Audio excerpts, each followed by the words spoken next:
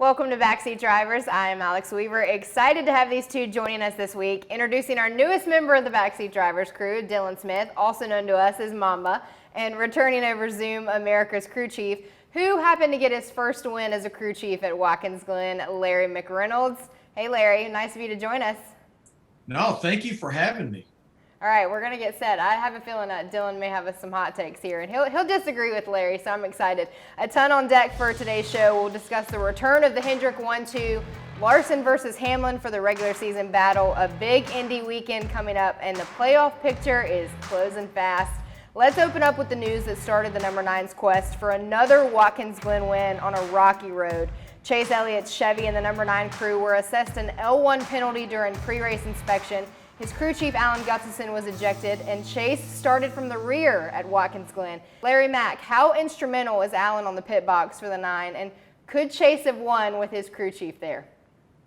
Well, you never want to be without your crew chief. That's why you have someone like Alan Gustafson to guide the ship. But I just don't know, Alex, if it was going to make a difference. I think when you're supposed to start 11th, when you go to the rear of the field on a road course and in a race yesterday that only had 4 cautions, and then remember, he had to make another unscheduled pit stop at lap 30 for sliding the tires and flat spotting them, made 2 more stops than winner Kyle Larson. I just don't know if it was going to make a difference. These teams have so much depth with having someone like Tom Gray, the lead engineer on that 9 car, to guide the ship. I just really sincerely don't think it was going to make a difference. Yeah, Chase pretty methodical when it comes to a road course. Dylan, what about you? Did the Alan G missing affect the 9? I really don't think it did. I mean, there was, like Larry said, there was nothing crew chief wise as far as strategy that happened in that race other than them making that unscheduled pit stop. I think maybe like if Alan was there to help calm his driver down, get him refocused, and methodically make his way through. But we saw Chase really did that anyway on his own, so I don't think Alan was going to make a huge difference in this one. Well, we've gotten pretty used to seeing Kyle Larson and Chase Elliott battling up front, so that we're used to. But the racing world is also used to Kyle Larson and Christopher Bell going at it in various races. Dylan, we saw an incident between the 5 and the 20 late in the race. A racing deal, or who's to blame? It was a racing deal. They're racing hard. They're driving as hard as they can off in the corner. It was a great end of that stage. We had all 3 guys running right tight together. But I'm gonna put it on the 20 because the 5 showed the nose. He showed that he was gonna make a move, and then he got there. He got to the inside and really was between the 2 and the 0 of the 20, and was all the way down on the strip. And then the 20 didn't really give him enough room. And at that point, to me, Larry, you know, it's on the 20 to give himself room so he doesn't get wrecked, because the 5 is really the control car at that point. Definitely, Dylan, no give and take. It seemed to be all take and no give whatsoever. But you're carrying so much speed as you drive down into that 90-degree right-hand turn. You're downshifting, you're heavy braking. It's so easy to lock the brakes up, and that's certainly what the 5 car did. I will say Kyle Larson in victory lane, he took full ownership for that whole incident, but I'm a lot like you. I think Christopher Bell could have given him a little more room, but honestly, I don't know if Christopher Bell is ill about it. Kyle Larson, he certainly felt bad about it. I just look at it as a racing incident at a very heavy braking, hard 90-degree turn. Yeah, Kyle Larson did end up taking the blame for that incident, but one thing that he's okay taking the blame for is if he goes after that regular season championship, he and Denny Hamlin right now going to Indianapolis are tied for those 15 extra playoff points. Larry Mack, who wins it, Denny Hamlin or Kyle Larson? Well, the first thing, 23 races. How in the world can 2 drivers from 2 different organizations be tied in points? I don't even know how that's even possible, but that absolutely is the case.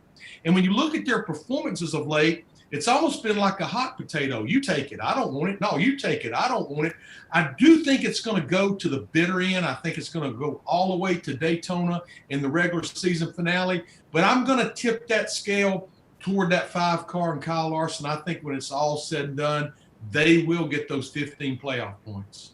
All right, one guy who's got 5 wins, one who has 0 in the win column this season. Dylan, who you got winning the regular season?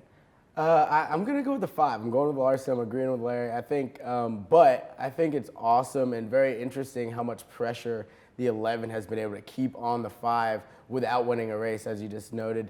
And he's top 5 in them to death. And if that's what it takes to win the championship, he's not going to care at the end that he won it that way. So the 5 is going to keep winning races. And if the 11 can keep applying pressure, then he might have a shot to steal the regular season championship away. Mamba, I'm starting with you on this one because I think you have a little bit of a hot take, judging from what we talked about before we came on the show. Should the regular season champion get a bye in the first round of the playoffs? I've been waiting for this one. I know what Larry's going to say, but I think so. I think it puts more onus on the regular season championship. It gives you more to fight for. And we heard Denny talking about this weekend how the way the playoffs set up, it keeps him locked in all year. And I think that's just one more reason to stay locked in. I think if we can keep these guys motivated and not check out, before the playoffs just because they won a race. I love what we do with the points and the system and how that works. I think that the teams, when they win that regular season, they deserve something more. And I'm ready to hear what Larry has to say. I know he don't like that very much. Mamba, I'm going to tell you something I tell my wife on a pretty regular basis. If I agreed with you, that means we both would be wrong. Absolutely not. You're giving him 15 playoff points. That's equivalent to 3 wins. Right now, if you gave those 15 points to Denny Hamlin, who has not won a race, he has 5 playoff points currently. If you give him those 15, that's 20. He's still going to be well inside the top 5 as far as drivers with their playoff points going into the playoffs? Absolutely not, because when it comes to racing, if you give a driver and a team a bye in a round, you're just giving them a free rein as far as getting prepared for the next round. Absolutely not. I mean, I agree with you. You're giving them free rein and you're giving guys that are great more opportunity to get better, but they earned it, Larry. They earned the right to be great. Points. That's 3 wins. 3 wins. Yeah, I mean, okay, I hear you. So what if we adjusted the playoff points part and you took that part away, but you got a bye? Oh, we're getting all. How about that? Why do we want to change it? What is wrong? Are we going to work on it till it's broke? What is wrong with what we've got? It actually works pretty good. I agree. I just want to see. I just think they earn more. I agree with you. Blood pressure go up. Yeah. Okay, well, before we have to get Larry Mack going to the medicine cabinet, let's look at Joe Gibbs and Hendrick Motorsports, because both of those organizations, it's hard to say that they're not the best, especially when Hendrick Motorsports has 11 wins. Joe Gibbs Racing has 6 wins so far on the season. Who can hang, Dylan? Anybody? It's really tough. I look at Penske. I think they've been able to nip and tuck and be kind of in the weeds there. But, don't count out Stewart Haas just because they haven't been what we saw last year. 9 wins, that's nuts, right? So, but Kevin Harvick, Rodney Childers, they know how to get it done.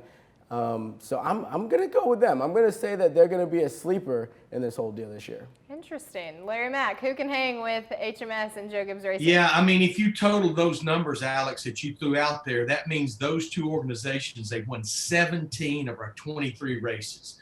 Ford has won 5 races with 5 different drivers. It's going to be a tall order, a vertical mountain, regardless of how many races we have left in the regular season and, of course, the playoffs. But I will say this.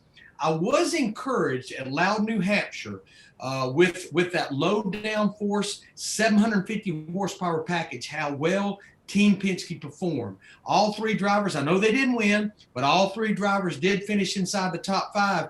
And when you think about it, when we get to the playoffs, including all 3 races in the first round, that aero package is used 6 times, including that championship race at Phoenix. I don't know if I'm ready to have anybody else rubbing elbows with Gibbs and Hendrick just yet. But if there is anybody I think that's on the radar, possibly Team Penske. All right, I don't hate it. Hendrick Motorsports is my champ pick. Kyle Larson has signed, sealed, and delivered that for me. All right, let's get into a little rapid fire. This one's a drive-through segment. So when it comes to road courses, we hear a lot of the similar names that are expected to win when we head to those weekends. Chase Elliott, I'm looking at Austin Cindric, AJ Allmendinger, Martin Truex Jr., Mamba. Who is the most underrated? So you can't say a name that we hear a lot. Who's the most underrated when it comes to road courses? I'm going with Chase Briscoe. I don't know if it's really underrated because what we saw him do in the Xfinity Series, and he's had so much TA experience, and Ford put him through so many programs on road course. But I'm going with Briscoe. I think he can get it done. He does a really good job. Stuart Haas does a great job with the road course program. He's got Tony Stewart as a mentor. I mean, Smoke is one of the best when it comes to road course racing. So Chase Briscoe is my guy.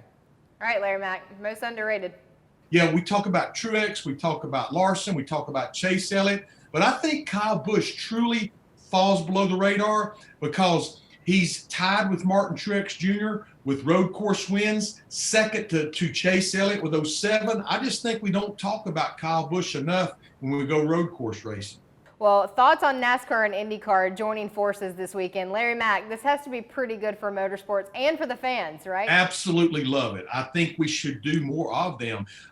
A boss of mine, David Hill, chairman of Fox Sports in early going, he always had a saying, a rising tide lifts all ships. And I think if we can bring 2 forms of motorsports together, like IndyCar and NASCAR, I think it's only going to make both shine and grow. So I wish, we don't need to get greedy. We don't need to do 12 of them like we're very guilty of. If one's good, let's do a dozen.